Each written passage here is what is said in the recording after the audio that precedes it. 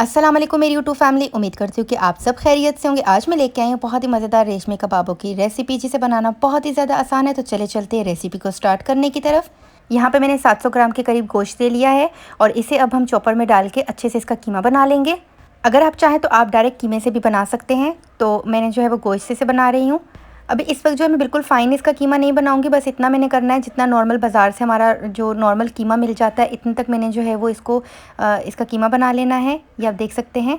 तो अभी हमने दोबारा भी इसे जो है वो अच्छे से चॉपर में डाल के चॉप करना है, तो इसी वजह से अभी इतना काफ़ी है। अब इसके अंदर मैंने 1.5 टेबलस्पून के करीब अदरक पेस्ट डाल दिया है, 2 टेबलस्पून मैंने इसमें लहसुन पेस्ट डाल दिया। अब यहाँ पे मेरे पास खिचड़ी पाउडर है, वो मैंने 2 टेबलस्पून डाल दिया इसके अंदर। और अगर आपके पास खिचड़ी पाउडर ना हो तो आप कच्चे पपीते का भी इस्तेमाल कर सकते हैं। अब यहाँ पे इसको हमने मैरिनेट होने के लिए 2 से 3 घंटे के लिए छोड़ देना है। 2 से 3 घंटे के बाद जो है वो हम आगे का प्रोसेस स्टार्ट करेंगे। खिचड़ी पाउडर या कच्चा पपीता इसमें डालना इसलिए ज़रूरी है क्योंकि हमने कच्चे गोश्त का इस्तेमाल किया है। अब यहाँ पे इसकी मैरिनेशन हो चुकी है, 3 घंटे का टाइम गुजर चुका है। अब मैं 3 अदद हरी मिर्ची ले लूँगी। आप तीखा अपने हिसाब से भी ऐड कर सकते हैं। एक मैंने बड़ी साइज़ की प्याज ले ली है। हाफ़ कप मैंने इसमें धनिया ऐड कर लिया, हाफ़ कप पुदीना ऐड कर लिया है और 3 टेबलस्पून के करीब मैं डेयरी की जो क्रीम है, हेवी क्रीम, वो ऐड कर लूँगी। और यहाँ पे 1.5 टेबलस्पून मेरे पास रोस्टेड बेसन है। आप चाहे तो आप चनों का आटा भी डाल सकते हैं। अब यहाँ पे मेरे पास 1.5 टेबलस्पून के करीब बटर है, वो मैंने इसमें ऐड कर लिया। 1 टेबलस्पून मैंने इसमें नमक का ऐड कर लिया है। 3 स्लाइसिस में इसमें ब्रेड के ऐड कर रही हूँ। अगर आप चाहें तो आप यहाँ पर ब्रेड क्रम्स का इस्तेमाल भी कर सकते हैं। अब अच्छे से जो है वो हमने इसका स्मूथ सा एक पेस्ट बना लेना है। मैं भी आपको दिखा देती हूँ। अभी भी स्टिल इसके अंदर कुछ चंक्स वगैरह बाकी हैं, तो हमने इसका बिल्कुल स्मूथ पेस्ट बना लेना है। और आप यहाँ पे बटर के बदले घी का इस्तेमाल भी कर सकते हैं। घी आप 1 टेबलस्पून के करीब ऐड कीजिएगा इसके अंदर। और आप फ्रेश क्रीम भी ऐड कर सकते हैं, आपके पास अगर हैवी क्रीम ना हो तो। अब यहाँ पे जो हमारा मैरिनेट हुआ कीमा था वो हमने इसके अंदर ऐड कर लेना है। अब हमने जो है वो बिल्कुल फ़ाइन सा कबाबों का अमेज़ा तैयार कर लेना है। और आप यहाँ बीफ के बदले चिकन या मटन का इस्तेमाल भी कर सकते हैं। अगर आप यहाँ पे चिकन का इस्तेमाल करेंगे तो आपको कच्चे पपीते की ज़रूरत नहीं पड़ेगी। अब यहाँ पे आप देख सकते हैं कि कितना क्रीमी सा और ये कितना सॉफ्ट सा है।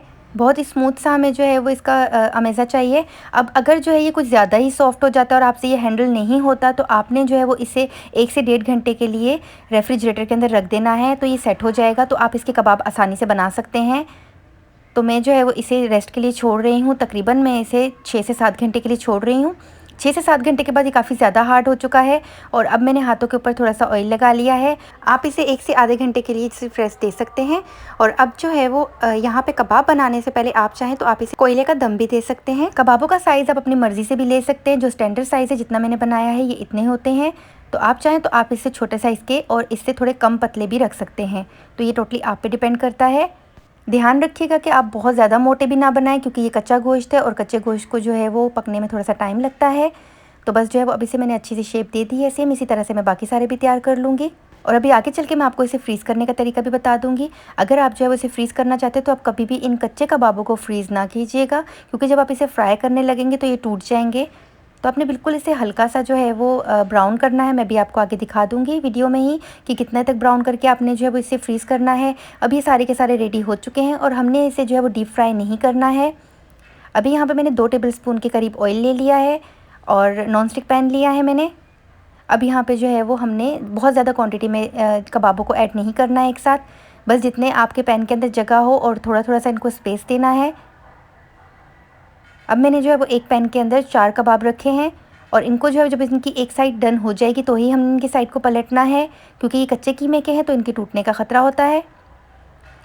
अब यहाँ पे आप ये देखें, इनका थोड़ा डार्क ब्राउन कलर हो चुका है, तो मैं इनकी साइड्स को चेंज कर रही हूँ। लेकिन अगर आपने फ्रीज़ करना है तो आपने बिल्कुल लाइट ब्राउन कलर आने पे जो है वो इसकी साइड्स को चेंज कर लेना है और उसके बाद जो है फिर आपने इसे किसी भी एयर टाइट बॉक्स के अंदर डाल के रख देना है। आप इसे 2 से 3 महीने तक इस्तेमाल कर सकते हैं। अब इनकी मैं साइडों को अच्छी तरह से कुक कर रही हूँ ताकि जो है वो कबाब अंदर से कच्चा ना रहे। अब सेम इसी तरह से हम बाकी सारे कबाबों को भी फ्राई कर लेंगे। अब यहाँ पे ऑयल के मैंने 1 टेबलस्पून और इसमें ऐड कर ली है। अभी आप देखें, जितना इसका लाइट कलर है आपने इतना लाइट कलर आने तक जो है वो इसे फ्राई करना है। और उसके बाद जो है वो इसकी सिर्फ 2 साइडों को आप डन करेंगे और उसके बाद आपने इसे किसी भी एयर टाइट बॉक्स के अंदर डाल के रख देना है। तो ये देखिए मेरे मज़ेदार से कबाब बन के तैयार हो चुके हैं। तो व्यूअर्स, इसी के साथ ही अगर आपको मेरी आज की रेसिपी पसंद आती है तो प्लीज़ लाइक के बटन पर क्लिक करना ना भूलिएगा और साथ ही साथ बेल आइकन को ज़रूर प्रेस कीजिएगा अगर आप मेरे चैनल पर फर्स्ट टाइम विजिट कर रहे हैं तो। और अभी मैं आपको एक कबाब तोड़ के भी दिखा देती हूँ कि कितने ज़बरदस्त से बने और अंदर तक कुक हुआ है और ये अंदर से इतना क्रीमी टेस्ट दे रहा था।